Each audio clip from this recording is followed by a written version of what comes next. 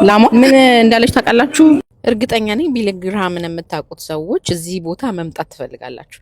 እኔ በጣም እፈልግ ነበረ። ከዚህ በፊት ስመጣ ዝግ ነበረ ቦታውና አሁን ድጋሜ ከኛ ካለንበት ቦታ ለ4 ሰዓት አካባቢ ይርቃል እና ይኸው ዛሬ መጥቻለሁ ልጎበኝ። ተወልዶ ያደገበት ብዙ ነገር ያለበት ቦታ ነው የመጣሁት። የቢሊ ግርሃም ላይብረሪ ነው። መቃብሩም ታሪኩም እድገቱም ያለበት ቦታ።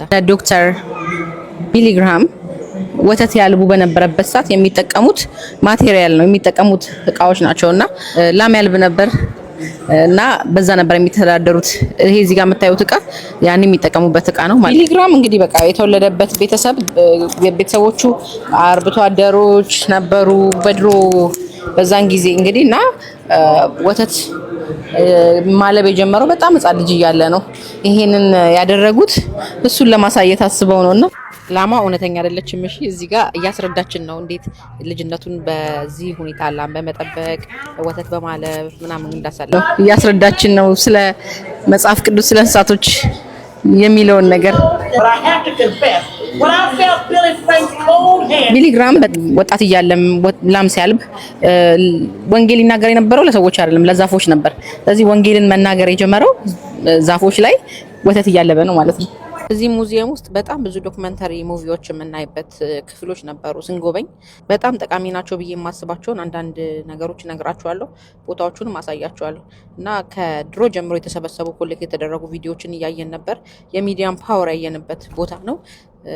እንደዚህ በቃ የድሮ ያሳለፈበትን ሁኔታ በሙሉ በቅርስ መልክ አስቀምጠውታል። ቢሊ ግርሃም በጣም ልጅ እያለ 16 ዓመት ልጅ እያለ አንድ ትልቅ ኮንፈረንስ ላይ ነው ኢየሱስን ለመከተል የወሰነው እና ከዛ ጊዜ ጀምሮ ለ55 ዓመታት ከ185 ሀገር በላይ ለሩብ ቢሊየን ህዝብ ወንጌል ሰብኳል።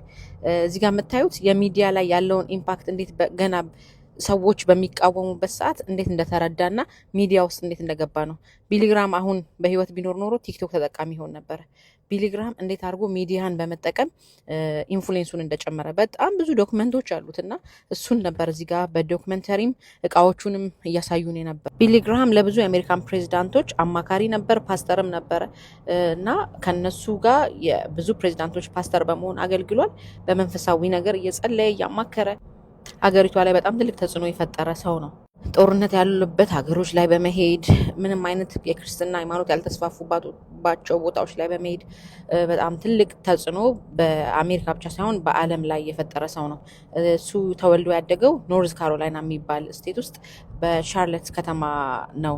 ኢትዮጵያና ቢሊ ግርሃም ምን ግንኙነት እንዳላቸው በቀጣይ ቪዲዮ ነግራቸዋለሁ። ነገር ግን እናንተ እስቲ ገምቱ። ከኢትዮጵያ መሪ ከነበረ ኢትዮጵያ አስተዳዳሪ ከነበረ ከአንድ ታዋቂ ሰው ጋር ግንኙነት ነበረው።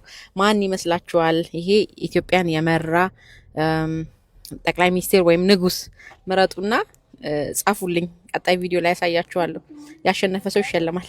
እዚህ ጋር አንዲት ህንዳዊ ዜጋ ያላት ሴት አግኝቼ በቃ እርጉዝ ሆኜ ስታይ እየመረቀችኝ ነው። ልጅሽ እንደ ቢሊ ግርሃም ይሁንልሽ እያለች እኔም አሜን ብያለሁ። ምን አይነት መታደል ነው እንደዚህ አይነት ሰው እናት መሆን አይደለ? ቦታው እንዴት እንደሚያምር እንዴት አድርገው እንደሰሩት አያችሁት? የኢትዮጵያን ባንዲራ ያየው እዚህ ጋር ኢትዮጵያ ጥቂት ሀገሮች ናቸው እዚህ ጋር ባንዲራቸው ያለውና ከኢትዮጵያ ጋር ምን አይነት ወዳጅነት እንደነበራቸው ገምቱ። እንግዲህ ኢትዮጵያ መጥቶ ነበረ ባንዲራችን ከፊት ለፊት ቁጭ ብሏል። ቀጣዩ ቪዲዮ ላይ በጣም የሚያስደንቁ ነገሮችን አሳያችኋለሁ። ለዚህኛው ቪዲዮ የተማራችሁትን ያያችሁትን ስለ ቢሊ ግርሃም ያላችሁን አመለካከት ኮሜንት ላይ ጻፉልኝ። ቻው